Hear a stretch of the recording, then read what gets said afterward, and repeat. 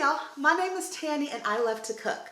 Today I'm going to show you how I make the perfect meal for you to make for the special someone in your life. It is an air-fried rack of lamb and bacon roasted Brussels sprouts. Now, if you've watched my first few videos, you know that I love my air fryer, but it makes cooking a breeze. And a rack of lamb is absolutely delicious, and it's a pretty pricey cut of meat most places, so you don't want to mess it up.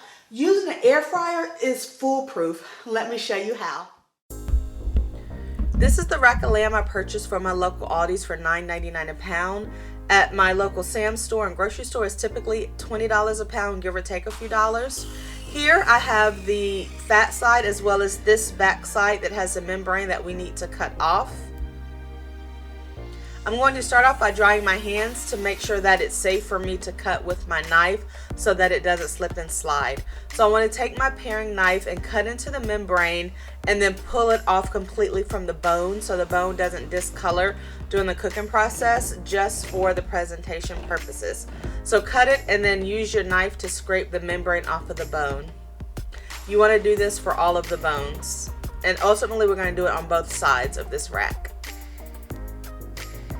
We're going to use our paring knife, and after we cut the membrane off the bones, we want to cut the membrane off of the back of the meat. This is the same process you would do for your pork ribs, where you cut and rip the membrane off the back. I'm going to use a paper towel to help me get a better grip of the membrane so that it pulls off easier. You want to do this in steps, bit by bit, so you don't cut yourself. Just stick your knife in perpendicular to the bone and wiggle it from side to side until you have a good piece that you can grip and rip off.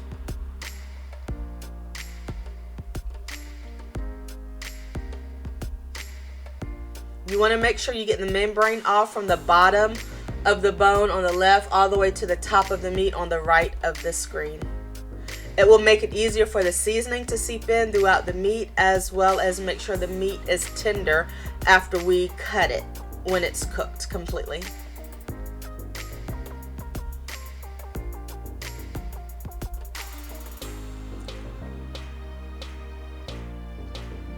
I'm going to flip it over now that I have the membrane off, and you can see the meat that we have available on the side.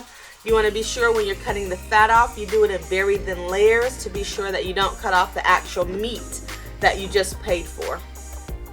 There are other ways to render off this fat in a cooking process, but I'm doing it this way because I'm cooking in the air fryer, and I'll show you other methods in future videos, so stay tuned.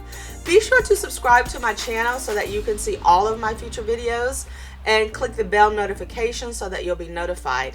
And if you're liking this video so far, please click the like button. That'll let YouTube know that you like my content and that I should continue producing these type of videos. So here I'm cutting off more fat. I see a little bit of meat there. Next time I'll try to be more careful.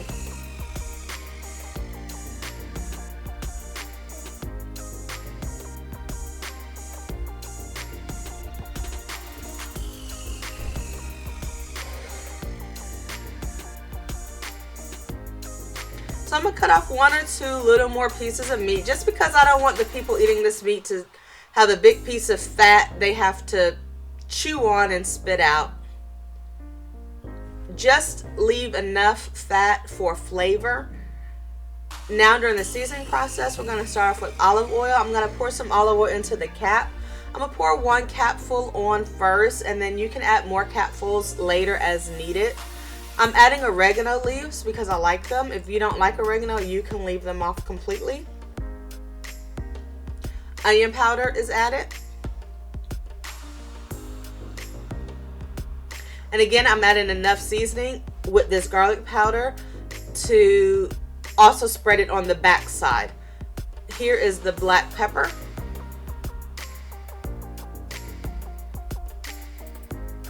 Himalayan pink salt.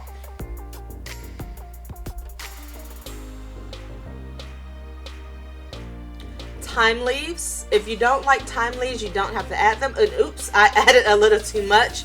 Typically you can add 1 or 2 tablespoons. I'm gonna go ahead and swap up the 3rd tablespoon that I accidentally spilt there for the flavor.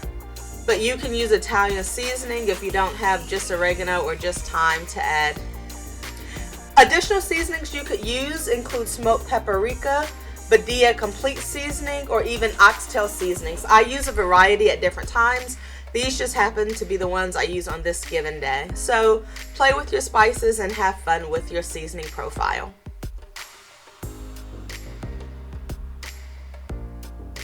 I added my rack of lamb to a freezer bag to go in the refrigerator to marinate overnight. I'm going to add some Lowry seasoning salt for flavor. Again, salt it to your preference.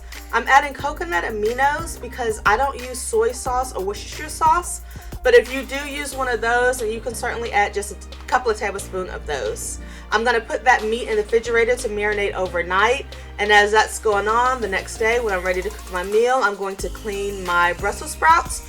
I bought 2 little baggies that I'm now washing in water.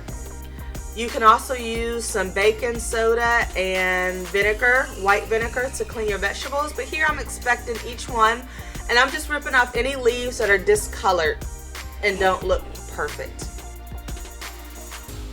Next up, I'm going to cook a few pieces of bacon to render off the fat, as well as get a few bacon pieces to put in my final dish with the Brussels sprouts. I have my Brussels sprouts dried, so now I'm just going to cut off the ends of them, and then I'm going to slice each Brussels sprout in half. You can buy them already cleaned and cut in half, so that can be a step that you skip. These are like little baby cabbages, so if you like cabbage, chances are good that you'll like Brussels sprouts as well. They caramelize well and get a nice char on them, so they're very pretty to look at and extremely tasty in my opinion. Here's my bacon that has cooked off. So I'm gonna pull out my 3 pieces of bacon. Y'all, I'm gonna chew on one of these. I probably shouldn't have, but I did. And there's a little bit of grease left in the pan. So now I'm gonna add my raw Brussels sprouts to my bacon grease.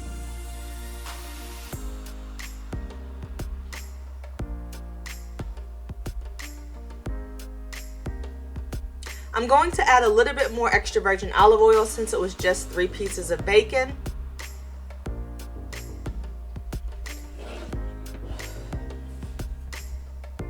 Some garlic powder because I do want to season my vegetables. You can probably guess what the rest of my seasonings would be because these just happen to be my favorite for most of my recipes. Onion powder. Let me know in the comments if you have a set of seasonings that you use often, black pepper, that you use often in your cooking. I'm curious if it's the same that I use.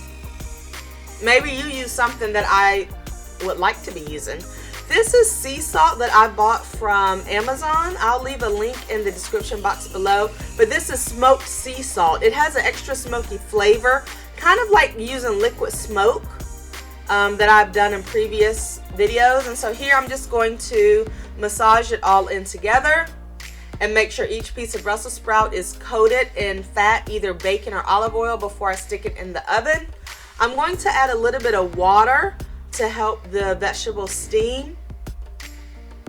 I'm going to put this in the oven at 425 degrees, cover it with some aluminum foil, maybe for the first 10 or 20 minutes, and then let the foil come off and cook it until it is charred on each side. Next step is to take your rack of lamb out of the fridge and let it come to room temperature and put it in your air fryer for 360 degrees for about 20 minutes. The size of your air fryer will impact this time, so it may need to be increased or decreased.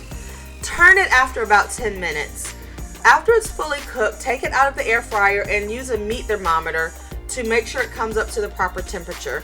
I let this one come up to about 150 degrees because as it sits and rests for several minutes, it will increase to 155. You could cook this to 160 degrees for medium or even 170 for well done. That's up to your personal taste. Here is my final plating, my bacon, roasted Brussels sprouts, I was about to say asparagus, and my rack of lamb chops. I cut these into 2 bones each. You can see it's charred on the outside and perfectly cooked on the inside. It is juicy, moist, tender. These lamb chops are so flavorful. No matter how sophisticated you are, you will be chewing on these bones like a pit bull puppy. I know that sounds crude, but the flavor just seeps in so quickly. If you let these marinate 4 hours or so, if you can't do overnight, you will enjoy this flavor so much, you won't even think I'm joking. Thank you for watching, and please subscribe to my channel.